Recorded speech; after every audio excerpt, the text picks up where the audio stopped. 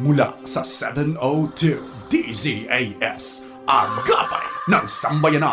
Narito na ang programang mag-uugnay sa iyo tungo sa wastong kamalayan sa batas. Praktikal na talakayan ng mga alituntunin at balitaktakang may kaugnayan sa mga patakaran ng bayan. Kinilala sa Golden Dove Awards bilang Best Documentary Program. Ito ang Tabas ng Batas!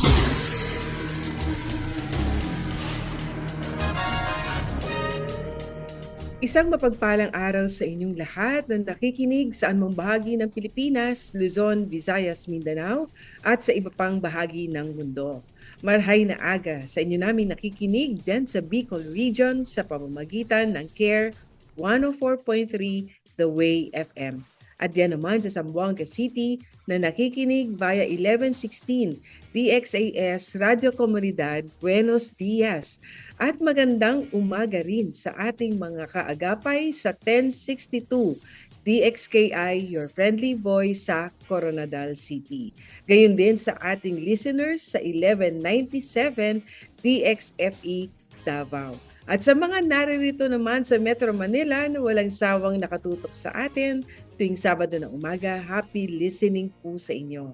Kami ang inyong mga kakampi sa batas. Ako po si Attorney Chona Cruz Gonzales. At ako pa rin po si Attorney Jeremiah Belhica at ito po ang iyong programang Tabas ng Batas dito po lamang sa 702 DZAS FEBC Radio TV.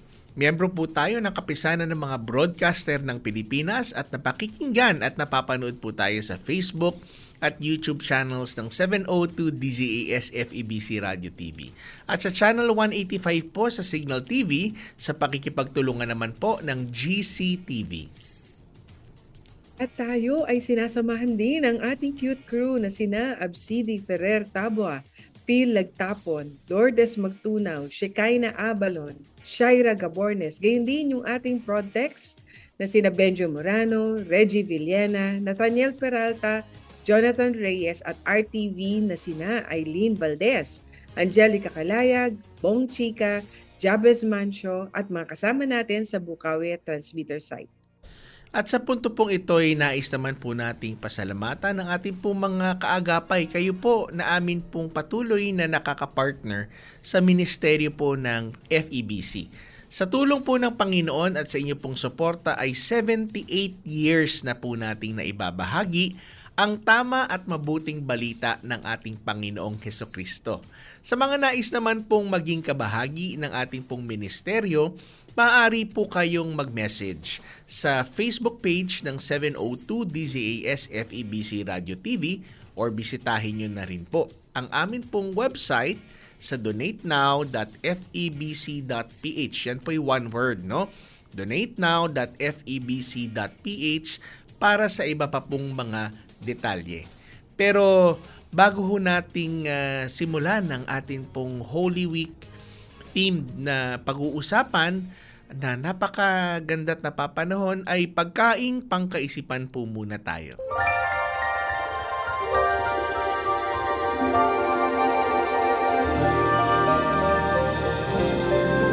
Ito po ay hango sa Isaiah chapter 53 verse 5. Ang sabi po, ngunit dahil sa ating mga kasalanan kaya siya nasugatan. Siya ay binugbog dahil sa ating kasamaan. Tayo ay gumaling dahil sa pahirap na dinanas niya at sa mga hampas na kanyang tinanggap.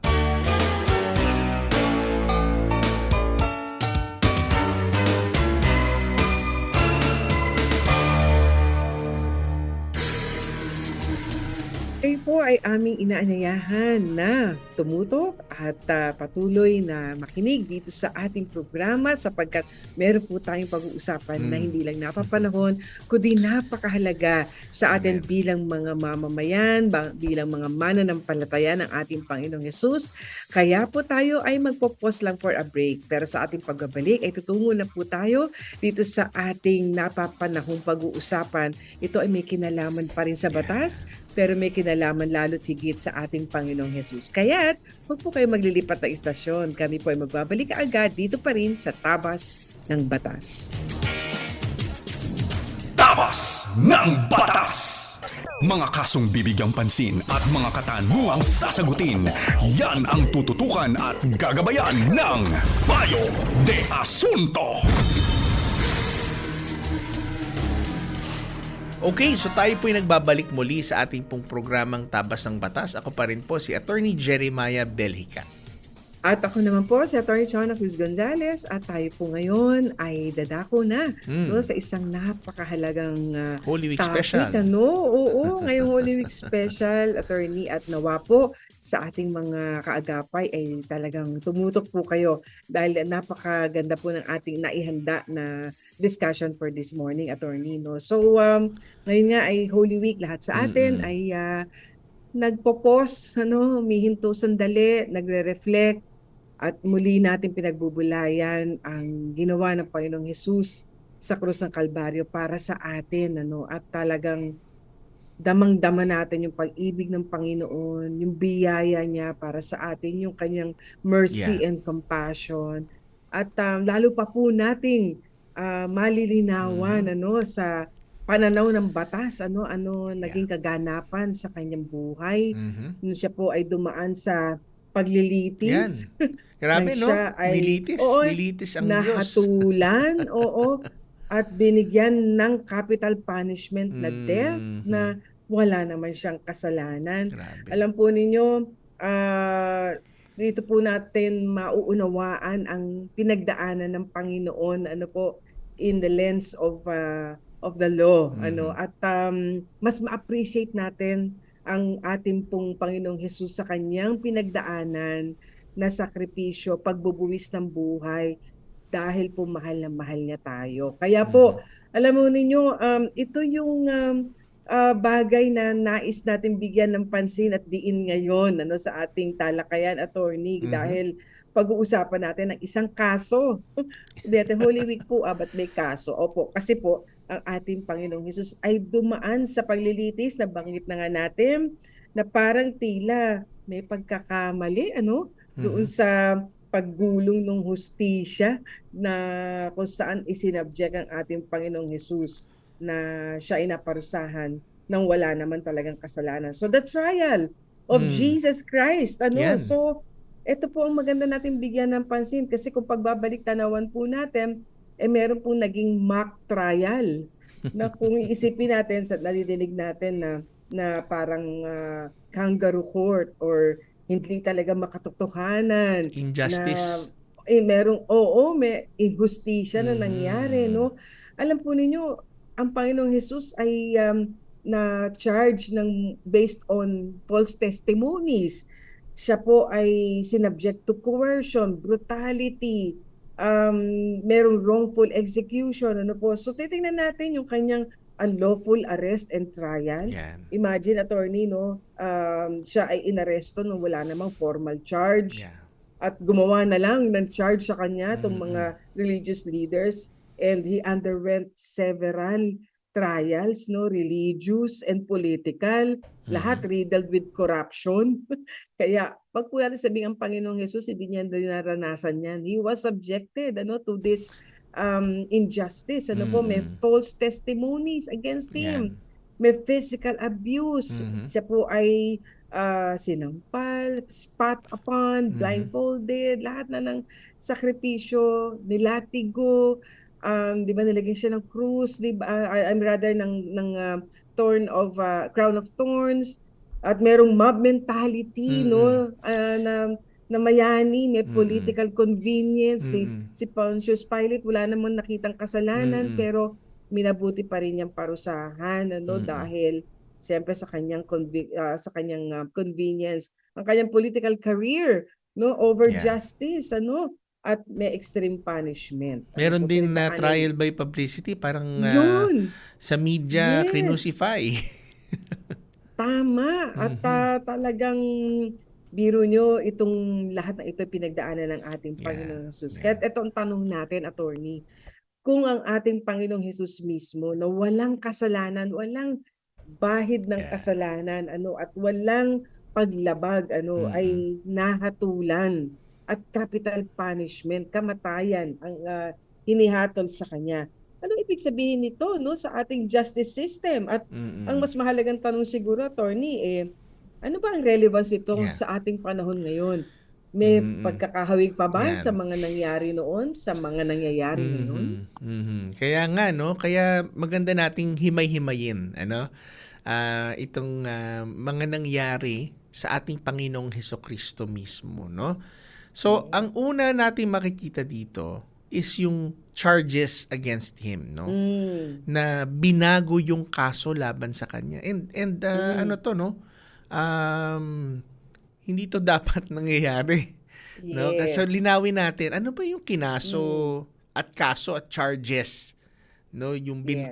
bintang sa kanya, no? Makikita natin sa Mark chapter 14 verse 61 to 64, makikita natin na siya ay inaakusahan nung kasong blasphemy, no? Kasi Mm. tinanong na, ikaw ba ang sinugo ng Diyos? Ikaw ba ang Kristo? No?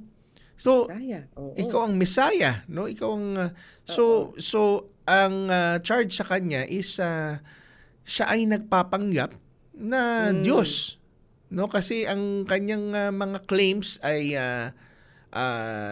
is equality sa Diyos, and under sa batas ng sa mga Jewish law, ito ay isang religious offense, no? Ito ay Yeah. pinagbabawal sa kanilang relihiyon at sa kanilang syempreng batas, no? Mm. Subalit itong problema.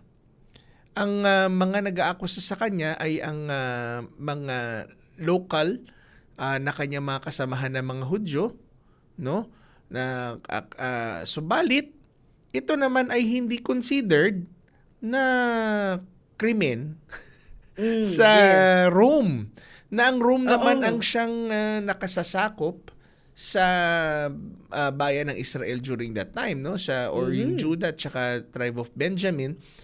Bagamat kumbaga isipin mo na merong awayan doon sa isang probinsya, pero hindi naman siya talaga violation ng Yes. Roman law na tinatawag. At ang Yes. Roman Tama, law, tandaan tama. natin, yan ang merong kakayanan magparusa ng kamatayan. Hindi kasi Tama. nila maaaring patayin ang isang citizen nila ng Mm. under sa Jewish law nang hindi sumasangguni ang mga taga-Rome. So bagamat ang charges sa kanya ay initially ay blasphemy, Mhm. isang religious offense, pero pagdating kay Pilato, kay Pilate sa Luke chapter 23 verse 2, Mhm. ito yung sinasabi, no, naging sedition or treason Oo. ang kanyang charges, dahil sinasabi nila pinipigilan daw ni Kristo ang pagbabayad ng buwis dahil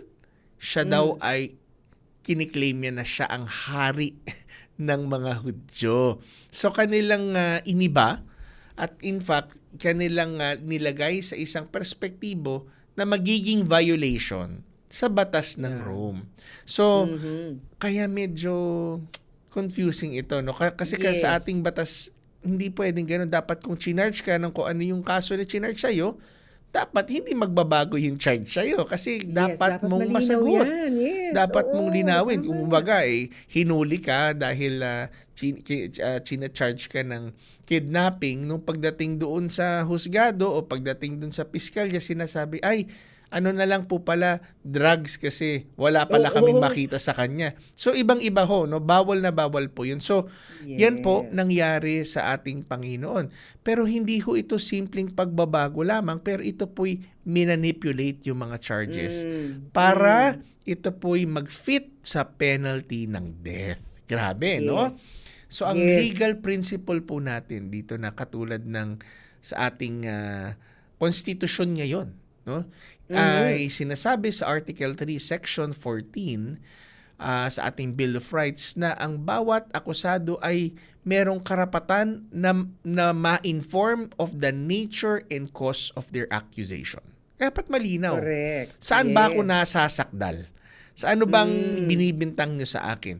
Kasi kung pabago-bago po yung kaso, paano mo nga naman mapagtatanggol ang iyong sarili? Sarili. Kaya Yes. dito pa lamang, Yes. no, makikita natin may violation agad ng Mm. proseso. At tandaan natin ng marami sa ating mga batas pa rin dito sa ating lipunan, marami dyan ito'y proseso na itinatag noong una pa, existing na rin nung Mm. panahon ng ating Panginoong Hesus. So may violation na agad.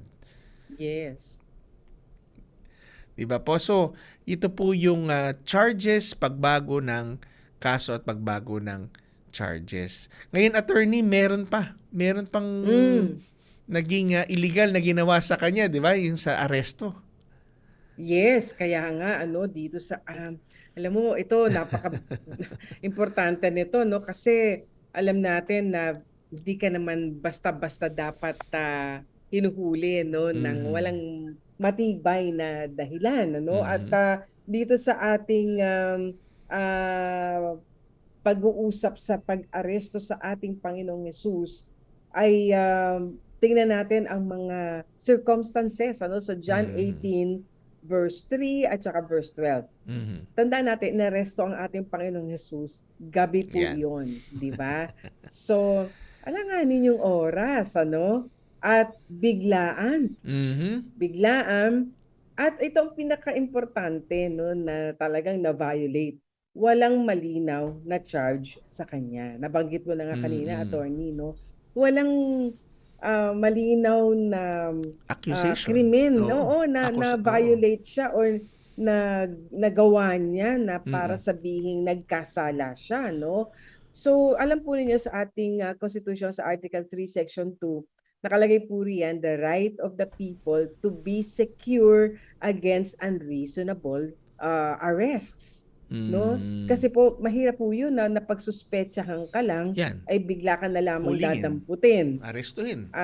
Oo, arestuhin, Mm. at ikulong. Hindi po maaari yun kasi ang bawat isa sa atin ay may karapatan na, 'di ba, malayang Tama. punta sa kung saan natin gustong puntahan, kumilos, basta naaayon naman sa batas 'yan at wala ka namang naba-violate, na Mm. karapatan ng iba. Kaya dapat malinaw po 'yan. So, ano nangyari po muli sa ating Panginoong Hesus? Aba, wala pong warrant of Oo. arrest, no? Walang tamang Dahil or walang authority na nagpapahintulot talaga ng kanyang pag-aresto. tama. Mhm. At wala naman din kasing aktuwal na krimen na nangyari. Ano ba Nangyayari. talaga ang violation niya? Ano ba ang charges against him? Tsaka attorney, Wala pong, yes. ano pala, no? Mahalaga rin natin masabi sa kanila na kaya inaaresto ang isang tao kasi para siya'y mapanagot, para sagutin niya ang Sagutin. paratang sa Yes. kanya ng Tama. krimen. So hindi ka inaaresto kasi guilty ka na. So Tama. so kung hindi malinaw, kaya nga ang unang tinatanong, bakit niyo ko inaresto? Ano po yung kaso na Mm-mm. pag hindi ho masabi ng arresting officer yan, wala hong ground para kayo maaresto. Tama. At alam po ninyo, maging sa ating batas, Mm. sa ngayon, malinaw ho yan na kinakailangan doon sa warrant of arrest Mm. mismo, nakasaad ho doon ang bintang. Oo, ano bang krimen ang sinasabing Mhm. na-violate mo kung kaya't ikaw ay kinakailangan na papanagutin dito. At at least, of course, bibigyan ka pa rin ng pagkakataong sagutin yung mga paratang na yun, ano? Pero ikaw ay hinuhuli, ikaw ay inaaresto para nga masiguro na ikaw ay mapapanagot kung mapatunayang may kasalanan ka. Pero sa kaso nga ng ating Panginoon, wala nga pong naipakita na matibay na dahilan kung bakit siya inaaresto. Wala pong matibay na ano ba yung charges, ano po. At kung nababanggit po rin na merong mga warrantless arrest, attorney, no, maging sa Mhm. ating jurisprudence, kung kay Kristo ay walang warrant, walang aktual na krimen na nangyari, walang probable cause na malinaw, therefore illegal po yung arrest na yun.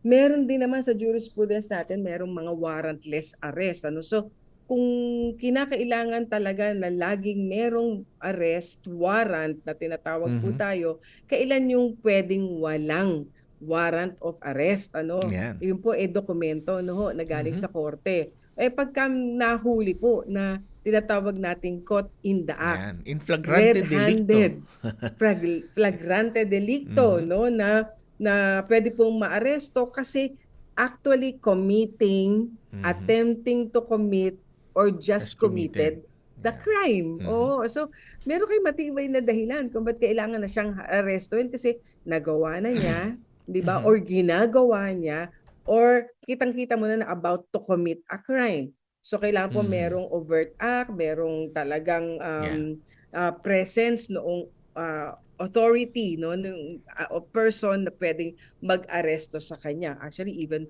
ano nga pala, meron ding citizens arrest na Yan. tinatawag tayo, no. So, meron lang pong certain circumstances na pwede yung warrantless Mhm. arrest. Pero Yan. all the rest kailangan may warrant of Mayroon. arrest. Ngayon Oo. po, anong ating biblical reflection dito? Isaiah Mm. 53:7.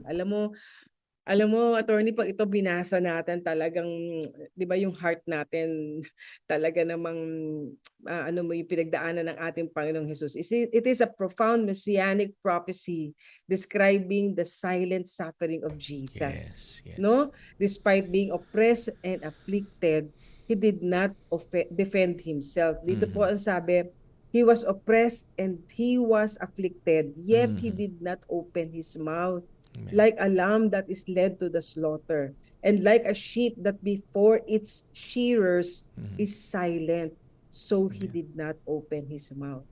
Yeah. 'Di ba? Parang tayo, alam mo, wala kang kasalanan, alam Oo. mo na napagbibintangan ka Yeah. lamang, you are falsely accused. Talagang, 'di ba? Mm. Didepensa mo yung sarili mo. Mm. Pero ang ating Panginoon, He opted sa Mhm. pagkakataong ito. He could have summoned all the Yeah. angels, 'di ba?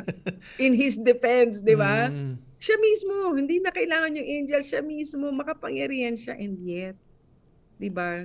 Like a lamb being brought to the slaughterhouse, 'di Mhm. ba? He did not open his mouth in his defense. Parang nakaka, 'di ba? Mm. Nakaka-goosebumps talaga 'to, and bakit yun ginawa ng Panginoon? Again, Mhm. 'di ba? It's because of His mission, that is to save us from Mhm. the penalty of our sins. Amen. And from the arrest, yung Mm. sinabi natin, paiba-iba na charges, tapos yung illegal na pag-aresto sa kanya, Mm, mm. punta tayo naman doon sa trial mismo. Ayan na. No? So dinala na siya. Ayan na. At Mm. dito natin makikita yung pag-collapse ng due process of law na Yes. tinatawag. Ano? Kasi ito na yung pinaka-core ng ang paglilitis ng Panginoon is yung trial itself, yung formal trial doon sa husgado, no? Ang una natin Mm-mm. makikita ay pagdating sa mga witnesses o yung mga saksi laban sa kanya, no? Yes. Kasi maraming silang iprinisinta na mga witnesses na nag-false witness naman. Sinabi nga ng Mark chapter 14, no? Verse 55 to 59, pag binasa natin yan, many bore false witness, di ba? Pero hindi nagtugma-tugma, but their testimonies did not agree with each other. Kaya kapag ka nagpipresenta talaga ng witness, kailangan merong kasama yung tinatawag na cross-examination eh. 'Di ba? Kasi yung right to confront your witness, yung tinatawag, Yes. ay isa sa Tama. mga mahalagang karapatan ng isang taong nililitis. Sino ba yung mga testigo sa akin? O yan, ito. Yes. Nakita ko po kasi kayo po ay nandoon sa lugar na yan at kung saan ho nangyari yung krimen. O, di tatanungin mo naman, ano namang ginagawa ko doon sa lugar? Nakita mo ba? Hindi ho, nakita ko lang kayo doon. O so wala ka nakita na ginagawa ko. Yes. So, Tama. kaya mahalaga yung tinatawag na right to confront the witnesses against doon sa akusado. Kasi pwedeng mong ipalabas kung siya ba ay nagsisinungaling o kung hindi naman talaga niya nakita yung sinasabi Hindi niya nakita. niya. Oo. Yes. So sa yes. rules of evidence, due process would require credible, consistent testimony ng mga witnesses, lalo na kung ang kanilang mga testimonya ay nagbabanggaan.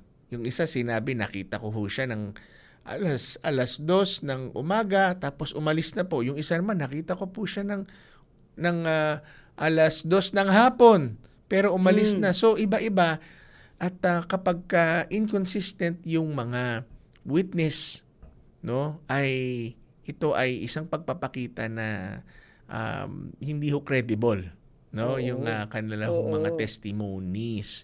Pero hindi lang dun sa issue ng false witness during nung trial natin makikita, meron din yung presumption of guilt. No, meron kasi sa ating legal system, sa ating judicial system, is yung tinatawag na presumption of innocence, no? O yung ibig sabihin yung presumption of guilt, hindi mo pinipresume na guilty na yung isang tao kasi siya ay nililitis. 'Di ba? Marami sa ating ganyan. Naku, may oo. kinasuhan siya, sigurado kasi yan ay guilty. Pero tandaan natin na Panginoong Hesus, kinasuhan pero hindi pala guilty. Kaya nga, meron tayong tinatawag na presumption of innocence. Malinaw yan sa Article 3, Section 14 na sinasabi na ang isang akusadong tao is presumed innocent. Rather, no? Innocent until proven otherwise. Unless proven guilty. Kaya nga kapag humaharap sa husgado, ang kinakailangan ng prosecution, no, na naghuhusga at nag-aakusa, kailangan niyang mapatunayan ng proof beyond reasonable doubt. Kasi nga merong presumption of innocence. Ibig sabihin, kung sino nag-aakusa, siya ang merong responsibilidad na ipakita kung bakit dapat maparusahan tong taong to. Hindi yung taong inaakusahan. Yes. In fact, yung taong inaakusahan, kung tumahimik lang siya, hindi siya magsalita, at yung taong nag-aakusa o yung mga nag-aakusa ay hindi magpakita ng matibay na ebidensya, kahit wala siyang sabihin, ay madidismiss ang kaso. 'Di ba? Kasi you are presumed. The law presumes that you are innocent until proven otherwise. Pero kay Kristo baliktad ang nangyari. Ay, ang sakit na to, no? He was presumed guilty from the very beginning. No, siya ay presumed na nagkamali at hindi nga malaman-laman ni Pilato kung paano niya papakawalan, paano siya hindi mai-involve, kaya yung tinatawag doon paghuhugas ng kamay ni Pilato. No? Kasi nakikita niya na ano bang ginawa na to? Wala naman ginawa tong taong to. Bahala kayo, sige, 'di ba? Maghuhugas ako ng kamay ko. So, pero ang mahalaga pa rin dito is yung pangatlo, yung walang fair na hearing na nangyayari, kasi sinabi dito sa katulad niya sa ating batas, sa ating konstitusyon, no person shall be deprived of life, of liberty, of property without due process of law. Dito hindi ho dumaan sa tamang proseso dahil isa na rin dito is biased yung tribunal. Kasi yung tribunal, ito yung ito yung maghuhusga, no? Decide doon sa case. Because yung same na grupo na nag-aakusa sa kanya, sila din yung mga naghuhusga sa kanya. Iba kasi yung nag-accuse, sila yung nagpo-prosecute, dapat iba ho yung humuhusga. So parang hindi siya neutral or impartial yung tribunal na kinakailangan. Sa atin pong legal system, kapag ang isa pong judge ay meron pong semblance of partiality, pwede mong ipa-inhibit yan. Dito ho, hindi na nangyari yun. And finally, yung speedy justice, ang bilis. Overnight ang proceedings, at ito po ay mind you, attorney, di ba death penalty, so dapat medyo may requirement yan na 3 days ang kanilang bago magdesisyon.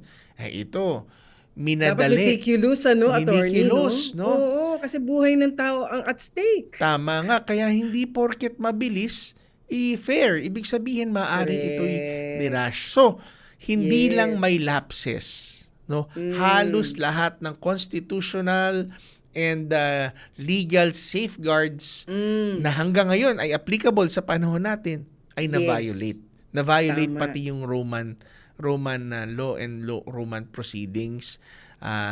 procedural Yes. law nung panahon na yan na dapat nagpoprotekta sa lahat ng subject ng Tama. Empire ng Rome. Diba? Yes. In fact, tayo sa ating pag-aaral ng abogasyan, di ba? Hindi ko alam kung inabutan mo pa ang Roman law. No? Kasi eventually Oo. tinanggal na siya, di ba? Yeah. Oo. So, during our time, inaral pa namin ang Roman law kasi nga siya ang pinagmulan ng Mulan. napakaraming mga batas na Yan. ating sa batas na nga ngayon, at umiiral ngayon, So, kaya tapos hindi nila napatupad ng maayos, hindi nila nasunod ang pamantayan ng mismong batas nila, no? Ngayon, dito sa ating pag-uusap naman sa pagliliti sa ating Panginoong Hesus, So makikita natin, meron pong tinatawag na, sige, may jurisdiction ba ang korte, sa kanya laban sa Panginoong Hesus o sa person ni Jesus Christ during the trial? Kasi importante yung jurisdiction, di ba? Kasi tama ba na dito sa hukuman na ito litisin ang isang akusado? Ano yan? Napaka-basic ho niyan, sa ating batas ngayon, maski ngayon. Kasi baka meron pong meron pong mga klase ng krimen na nasa municipal trial court, di ba? Or metropolitan trial court, meron sa RTC, o pagkatapos na yan, o saan mo dapat iakyat yan? Sa Court of Appeals ba? Pag question of law lang, sa Supreme Court yan. Sa Sandigan Bayan ba? May Sandigan Bayan pa, may Court of Tax Appeals Court of pa. Tax So Appeals. so parang meron po jurisdiction. So anong klase ng krimen ang dapat na di ba, nilalatag or Nililitis. na-charge dito sa particular court na ito. So meron hong ganyan kasi kung hindi at meron po mga summons, meron mga issuances ang court na kapag tumalima doon, sumunod doon yung akusado o kung sino man pinapupunta ng court o inuutusan, nasa jurisdiction ka na ng court. Mahalaga ho yun kasi kung walang jurisdiction ng court sa'yo, anong karapatan niyang humatol, di ba? O dinggin, yung kaso na yun. So, jurisdiction, meron din ng political pressure. Nako, sounds familiar ba? So, nangyari na po yan, So, ito yung pinakasabi nga, technical, pero malakas nito, powerful talaga to, So jurisdiction issue. Kasi po sa John 18:31 ang nangyari po sa ating Panginoong Hesus, yun nga, wala namang malinaw na kaso, ano ba talaga ang na-violate niya, at kung meron man, yung ba corresponding to a death penalty? Kasi sabi po ng John 18:31, it is not lawful for us to put anyone to death. O ang Jewish court, tingnan natin. Ano ba ang meron ang Jewish court? So, meron silang sinasabing may bintang sila, Oo, may charge sila sa ating Panginoong Hesus. Na blasphemy. Pero wala naman silang kapangyarihan. Blasphemy.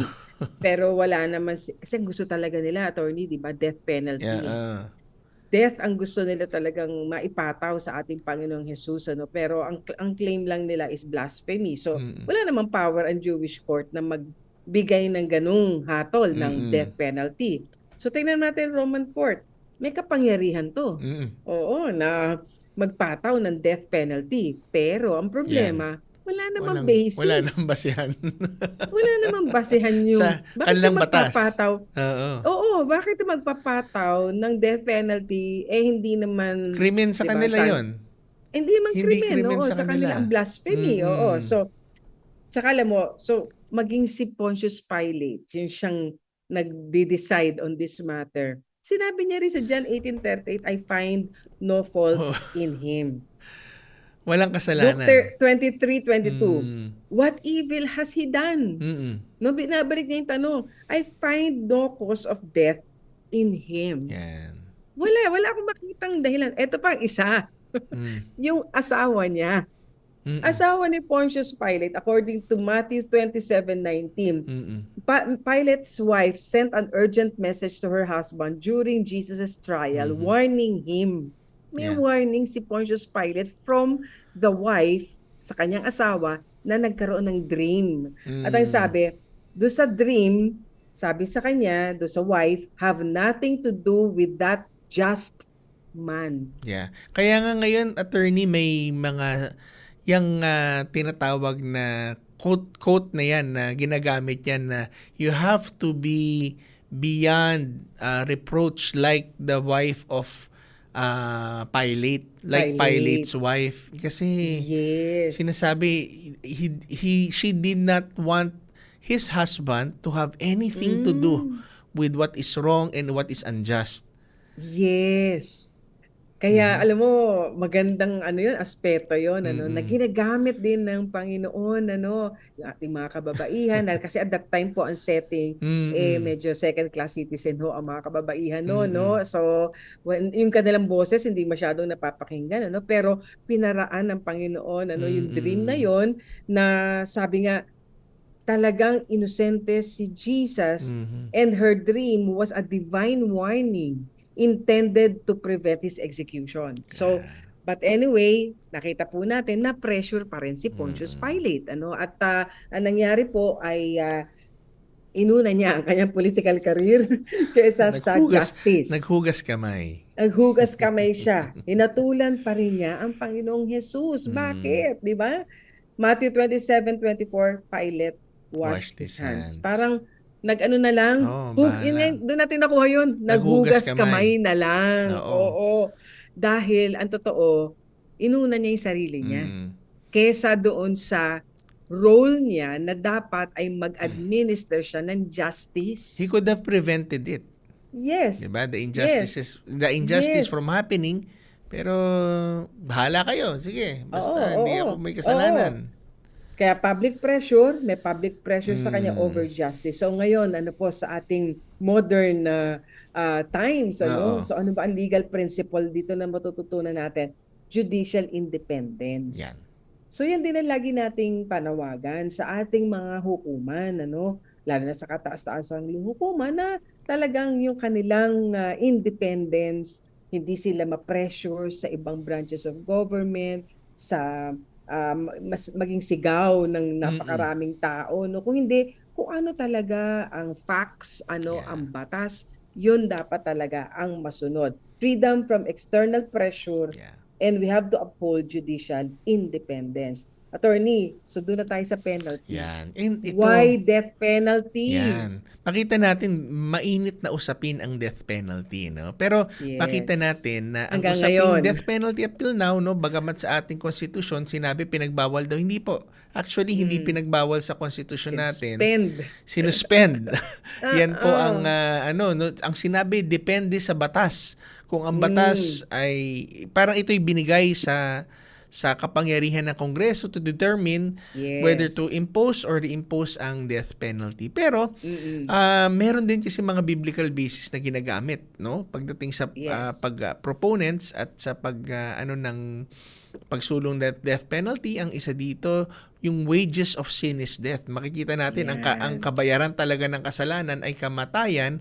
And yung Romans 13 verse 4 na sinasabi, the state does not bear the sword in vain. Yung sword, ito ay yung words nung ginamit niya ni Pablo ay pinag-uusapan ito yung kapangyarihan na magpataw ng hustisya laban sa mga tao na karapat-dapat na inabando na ang kanilang karapatan na mabuhay dahil sila mismo ay nagkitil daw ng buhay. So, pero kung ano man ang usapin dito sa death penalty, ang problema dito, si Kristo mismo ay hindi siya karapat-dapat mahusgahan nung panahon na yan dahil siya po isang inosenteng tao.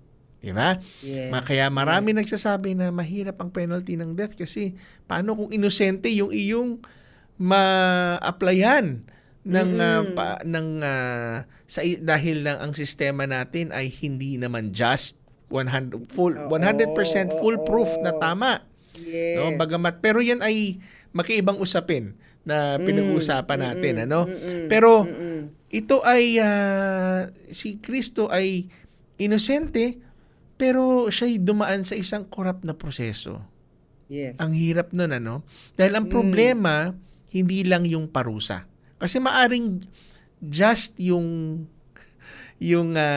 penalty kapag kung straight cut lang na pag itong ginawa at napatunayan na ito talagang ginawa, ito ang karampatang parusa. Ang problema kung may pag-aabuso sa proseso. So kung may pag-aabuso sa proseso, yes. maaari magkaroon ng miscarriage of justice. Yes. So the process is important, the substance is important, subalit ang mga taong nagpapatupad ay hindi rin ho sila perpekto. So, yan po yung mga discussion patungkol po sa usapin ng death penalty. Ngayon, pero magandang katanungan ngayon. Bakit nga naman pinahintulutan ng Diyos ang mga bagay na ito mangyari? Alam mo, dyan mo mas ma-appreciate Mhm. ang ginawa ng Panginoong Jesus para sa atin. Ano? Amen. At alam mo, talagang mapapaisip ka at sasabihin mo na, oh nga no, bakit nga ba ito pinayagan ng Panginoon mismo na mangyari sa kanyang bugtong na anak na si Jesus? Yeah. Alam po ninyo, ang sagot, ikaw at ako. Amen. Napakabuti ng Diyos. Amen. Napakalawak ng kanyang pag-ibig sa atin, napakalalim, Mhm. napakataas, napakalawak nga na hinayaan niya yung mangyari sa kanyang bugtong na anak at hinayaan ng Panginoong Hesus na mangyari sa kanya dahil mahal na mahal niya tayo at Amen. nais niya po tayong iligtas sa tiyak na kamatayan bilang kaparusahan ng ating mga kasalanan. Take note, Amen. ating kasalanan. Tayo po ang dapat na parusahan. Mhm. Tayo, at makatarungan yun. Mhm. Makatarungan yun. Kasi tayo po ang nagkasala. Tayo ang dapat parusahan. Hindi po si Jesus na walang kasalanan, pero siya po ang umako ng ating parusang kamatayan. Isaiah 53:5, He was pierced for our transgressions. Pag binasa natin at pinagbulay-bulayan ng Isaiah 53, talaga pong nawa tumimo yan sa ating puso at isipan. Acts 2:23, by God's deliberate plan. Sinadya niya. Bahagi ito ng plano Grabe. ng ating Panginoong Diyos, ng ating Ama na talagang nagmamahal sa atin. Noon pa lang sa pagkahulog sa kasalanan ng nila Adam and Eve, meron ng kagyat na solusyon ang ating Ama na tayo po ay tubusin sa kasalanan. Diba, alam mo, kung tuusin natin, the Lord, our God, our Creator could have just annihilated humans and created a new one. Yeah. Kaya niya yun. Pero bakit na hinayaan niya na i-redeem pa rin tayo? Na tayo ay iligtas pa rin. At Amen. ano ang cost? Ang cost ay walang iba kundi ang kanyang bugtong na anak na si Jesus. Mhm. Talagang hindi mo mamaunawaan ng ang lalim ng ginawa ng Panginoong Jesus sa atin. Pero ang dalangin po namin ni Attorney Maya, bukod sa malaman natin itong prosesong ito sa batas, mas lalo nating mahalin ang Panginoon. Amen. Mas lalo nating isugo yung buhay natin sa Kanya. Mas lalong ipaisalalim natin sa Kanyang pamumuno dahil ganun po yung pagmamahal sa atin. Paano hindi mo tutugunan yung panawagang yun? Ba't paano hindi mo susuklian ng pag-ibig rin ang ibinigay sa ating pag-ibig ng Panginoon? Kaya yawa po maging isang encouragement sa Amen. atin ito. 2 Corinthians 5:21, He who knew no sin became sin for us. Yes. Grabe, no? Walang kasalanan, hindi niya alam kung anong kasalanan kasi hindi banal siya, banal Pero 'di ba? He who knew no sin became sin Yan for ang us. tunay na inosente. Totoo. Hindi lang dun sa charges sa kanya, pero walang kasalanan, kahit anong Walang kasalanan. bahid ng kasalanan. Napaka-dalisay, napaka-banal. Kaya alam po ninyo, ito ang reflection natin. Yung pong inhustisya o kawalan ng katarungan ng tao, nakita naman natin, pinadaan ng Panginoong Hesus sa prosesong ito.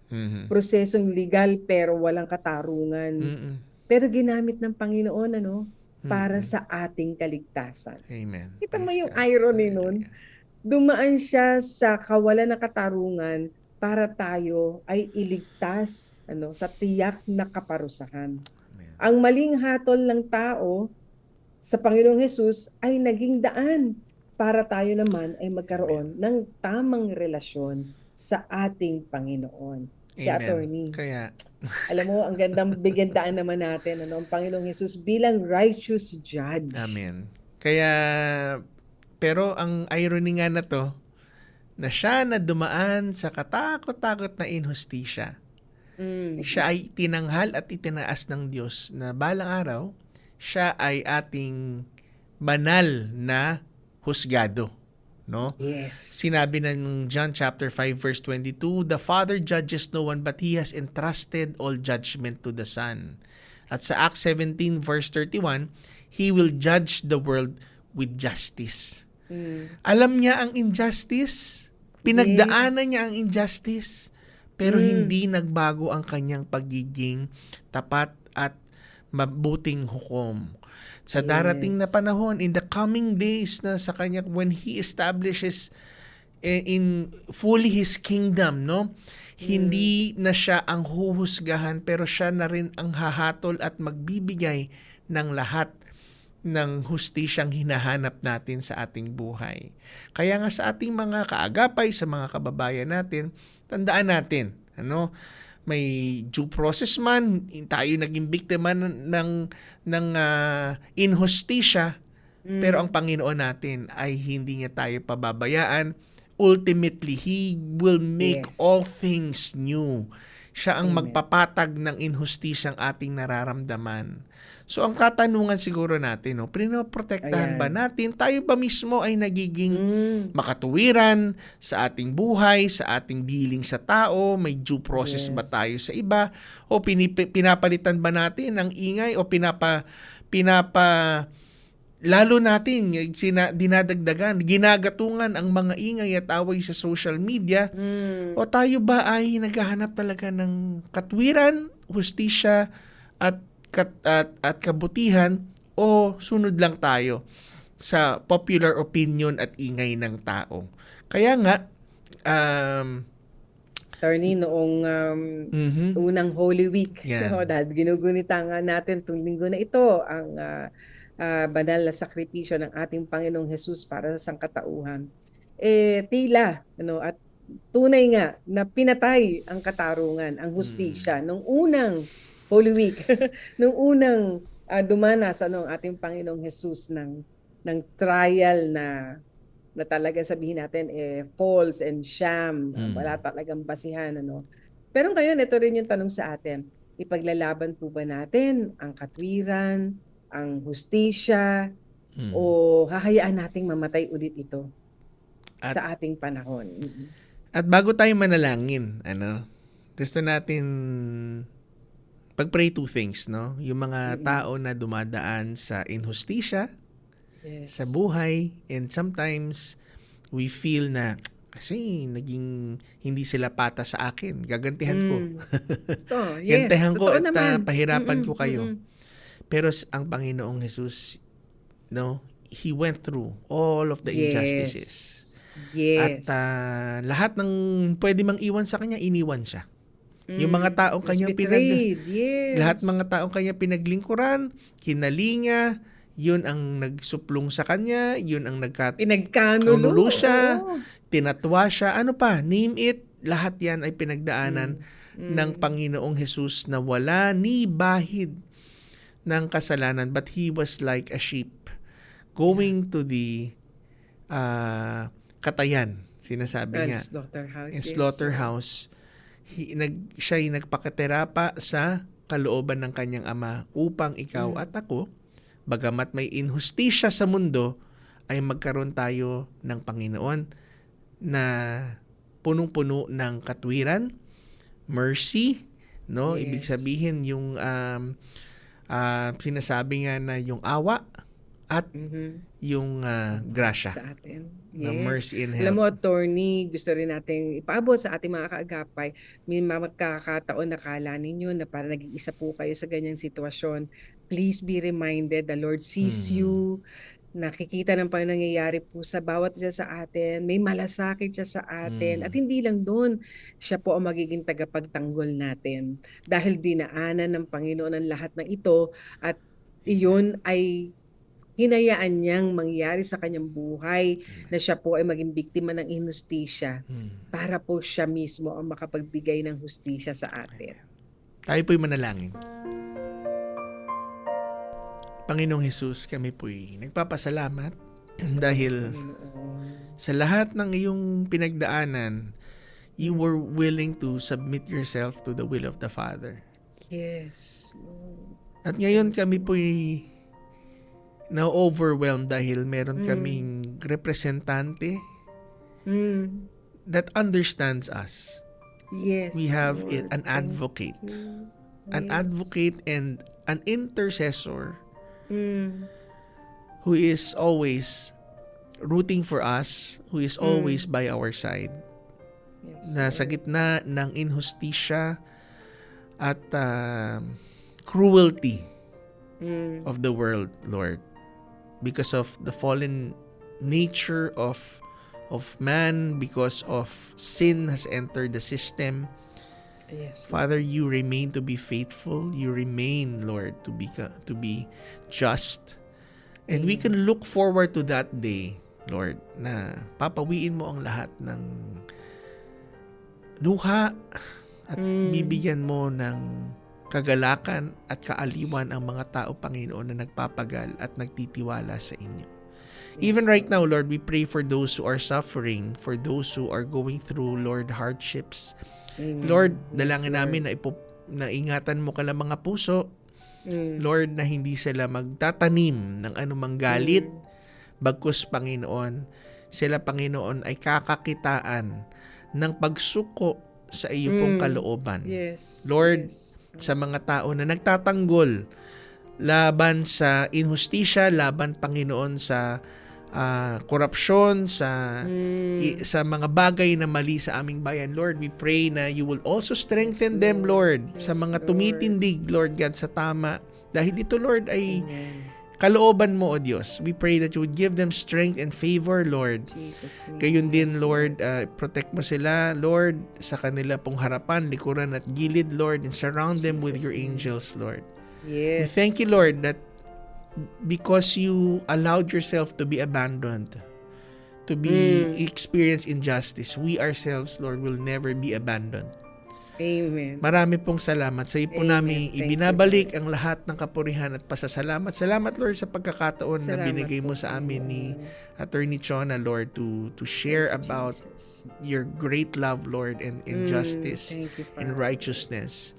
In this we thank and pray. In Jesus' name we pray. Amen and amen. Praise God. So, salamat ho mga kaagapay sa lahat ho ng mga tumutok sa radyo, sa online via Facebook at YouTube, sa Channel 185 sa Signal TV via GCTV. Kami po ang inyong mga kakampi sa batas tuwing Sabado ng umaga. Ako pa rin po si Attorney Pastor ni Jeremiah Belhica. At ako naman po, si Atty. Chona Cruz Gonzales, nag-aanyaya pong muli sa inyo na kami ay samahan sa ating programa sa susunod na Sabado, parehong oras, parehong himpilan. Kaya't lagi po nating tatandaan, kung uunawain at susundin, Kakampi mo ang batas. Nais po naming makarinig mula sa inyo. Para sa mga kuro-kuro, mungkahi, o mga bagay na nais ibahagi sa palatuntunang iyong napakinggan, sumulat lamang sa 702 DZAS, Agapay ng Sambayanan, 1 Corporate Center, 46th floor, Doña Julia Vargas Avenue, corner Meralco Avenue, Ortigas Center, 1605, Pasig City. O mag-email sa dzas info@febc.ph.